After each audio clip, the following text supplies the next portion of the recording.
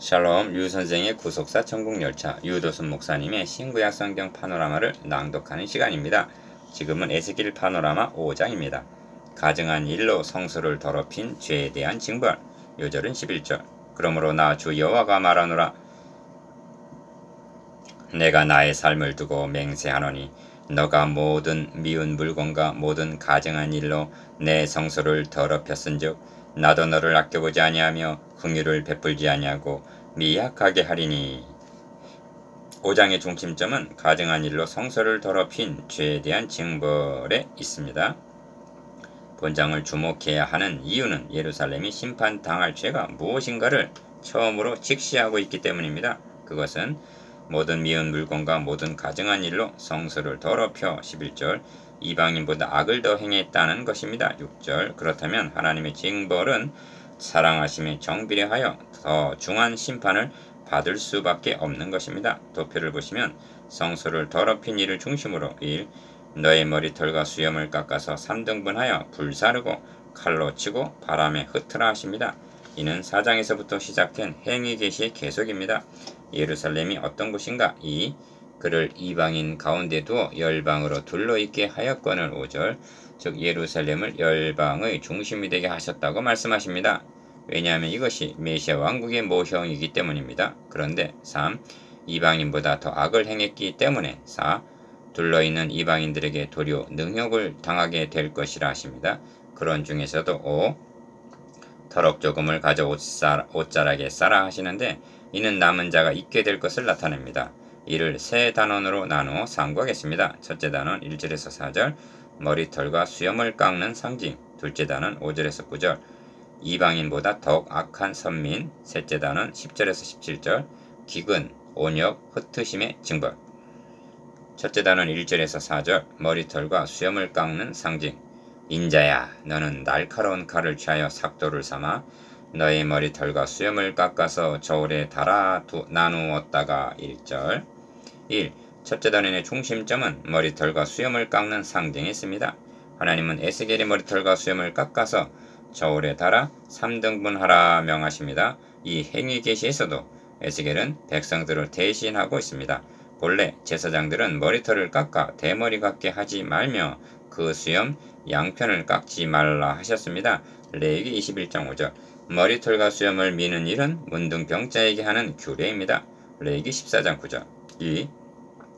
암몬왕 한운이 다윗이 보낸 조문객들의 수염을 깎아 사무엘하 10장 4절 돌려보낸 사건이 있었는데 이를 크게 부끄러운 일로 여겨 수염이 자라기까지 성에 들어오지 못하게 하였습니다.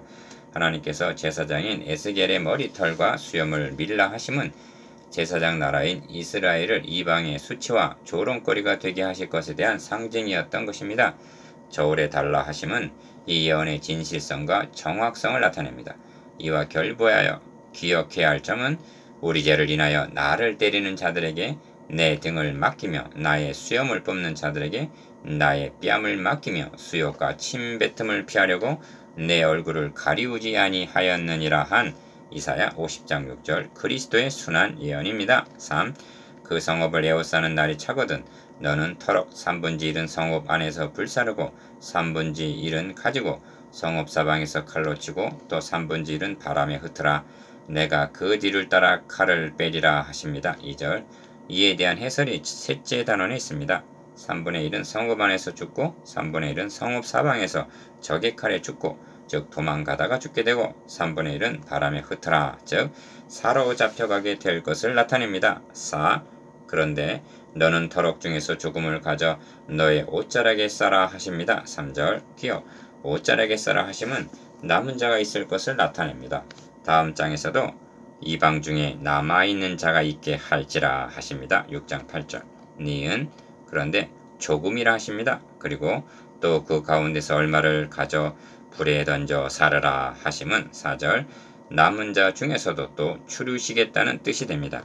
이 점을 이사야 선지자는 예언하기를 사람들이 여호와께 멀리 옮기워서 이 땅에 패한 곳이 많을 때까지니라. 그 중에 10분의 1이 오히려 남아있을지라도 이것도 삼키운 바 될 것이나 밤나무 상수리 나무가 배임을 당하여도 그 그루터기는 남아있는 것 같이 거룩한 씨가 이 땅의 그루터기니라 합니다. 이사야 6장 12절 13절. 남은 자의 교리가 신약에 이르렀어도 이제도 은혜로 택하심을 따라 남은 자가 있느니라 합니다. 로마서 11장 5절. 이것이 머리털과 수염을 깎는 상징의 의미입니다. 둘째 단은 5절에서 9절. 이방인보다 더욱 악한 선민. 그가 내 규례를 거스려 이방인보다 악을 더 행하며 내 율례도 그리함이 그 둘러있는 열방보다 더하니 이는 그들이 내 규례를 버리고 내 율례를 행치 아니 하였음이니라. 6절. 1. 둘째 단원의 중심점은 이방인보다 더욱 악한 선민에 있습니다. 그러면 이런 징벌을 당하게 된 근본 원인이 무엇인가?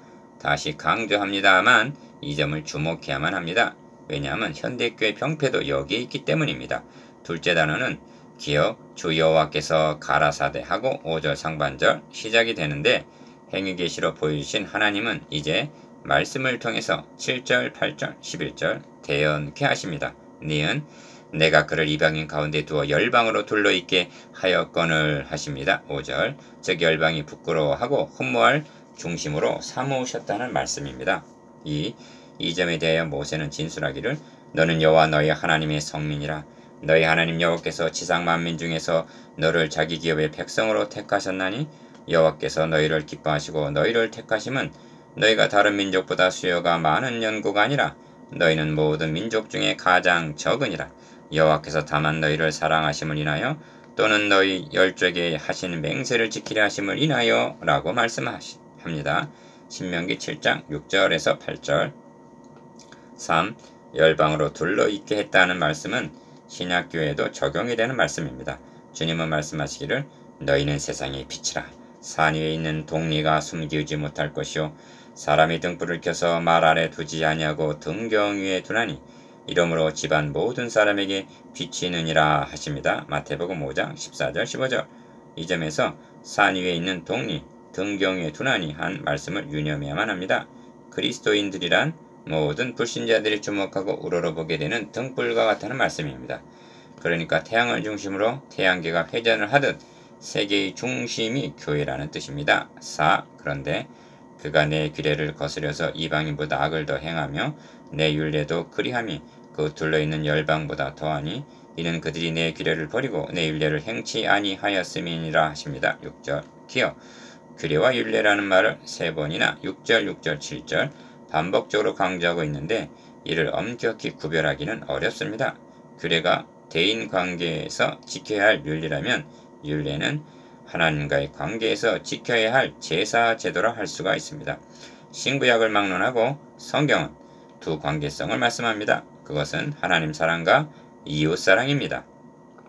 하나님과의 바른 관계가 깨어지게 되면 이웃과의 관계도 잘못되게 마련입니다. 5. 그러므로 너의 모중한 가증한 일이라 말씀하는 것입니다. 9절 11절. 여기서 말씀하는 가증한 일이 무엇인가? 우상숭배입니다. 즉 메시아 언약을 우상으로 바꿔치기 하는 것을 가리킵니다. 예루살렘이 전무후무한 9절 심판을 당하게 된 근본 원인이 윤리적인 문제에 있는 것이 아니라 메시아 언약을 가증한 일로 즉 우상으로 바꿔치기 했기 때문임을 명심해야만 합니다. 왜냐하면 이것이 복음보다 축복을 선호하는 현대교회의 병폐이기 때문입니다. 하나님은 그리스도를 통해서 천하만민이 복을 얻으리라 하고 복을 주시려는데 저들은 우상을 통해서 복을 받으려 했던 것입니다. 규례와 율례를 행치 아니함. 1. 이 점이 너희를 둘러있는 이방인의 규례대로 행치 아니하였느니라는 7절 하반절 말씀에 나타납니다. 어찌하여 이방인과 결부에서는 율례는 빼고 규례만 말씀하는가? 이방인, 즉 불신자들에게도 이웃과의 관계에서 지켜야 할 윤리는 있습니다. 그러나 하나님과의 바른 관계를 유지할 제사제도 즉 메시아 언약은 없기 때문입니다. 2. 그런데 선민 이스라엘은 기업 이방인보다 더 악하고 6절 니은 이방인의 규례대로도 행치 아니하였느니라 즉 이방인의 윤리 수준에도 미치지 못하고 있다는 말씀입니다. 그 원인이 어디에 있는가? 하나님과의 관계가 잘못되었기 때문입니다. 바울은 고린도 교회를 향하여 이런 음행은 이방인 중이라도 없는 것이라 하고 고린도전서 5장 1절 이방인보다도 더욱 타락했음을 책망하고 있는데 고린도 교회가 이처럼 타락한 원인이 어디에 있는가? 바울이 전해진 복음을 망각하고 거짓 선생들의 가르침을 쫓았기 때문입니다. 3. 그러므로 나 주 여호와가 말하노라. 나하고 내가 너를 치며 이방인의 목전에서 너의 중에 벌을 내리되 너의 모든 가증한 일로 인하여 내가 전무후무하게 너에게 내릴지라 하십니다. 8절 9절 다시 강조합니다만 전무후무한 징벌을 당하게 된 주 원인이 가증한 일, 즉 아브라함과 다윗에게 세워주신 메시아 언약을 망각하고 우상을 숭배했기 때문입니다. 4. 그리고 저에게 당한 이런 일이 거울이 되고 말세를 만난 우리의 경계로 기록하였느니라 말씀하는데 고린도전서 10장 11절 이 거울에 비춰진 현대교회의 모습은 어떠한가? 우리는 하나님의 아들이 인간의 몸을 입고 오셔서 죽으시고 다시 사심으로 이뤄놓으신 복음을 보수하고 있는가? 자랑하고 있는가? 그리하여 윤리적으로 세상의 빛과 소금의 역할을 감당하고 있다고 말할 수가 있는가? 이것이 이방인보다 더욱 악한 선민입니다. 셋째 단원 10절에서 17절 기근, 온역, 흩으심의 징벌 내가 기근과 악한 짐승을 너희에게 보내어 외롭게 하고 너희 가운데 온역과 살육으로 행하게 하고 또 칼이 너희에게 임하게 하리라. 나 여호와의 말이니라. 17절 1. 셋째 단원은 첫째 단원에 대한 해설입니다. 중심점은 기근, 온역, 흩으심의 징벌을 당하게 되리라는 데 있습니다. 하나님은 에스겔에게 머리털과 수염을 깎아서 저울에 달아 3등분하라 명하셨는데 1절 2절 너의 가운데서 3분의 1은 온역으로 죽으며 기근으로 멸망할 것이요 3분의 1은 너희 사방에서 칼에 엎드려질 것이며 3분의 1은 내가 사방에 흩고 또 그 뒤를 따라 칼을 베리라 하십니다. 12절 2. 어찌하여 이런 징벌을 당하게 되는가? 다시 한번 주목하시기를 바랍니다. 그러므로 나 주 여호와가 말하노라. 내가 나의 삶을 두고 맹세하노니 너가 모든 미운 물건과 모든 가증한 일로 내 성소를 더럽혔은즉 나도 너를 아껴보지 아니하며 긍휼을 베풀지 아니하고 미약하게 하리니 하고 11절 그 원인을 말씀합니다.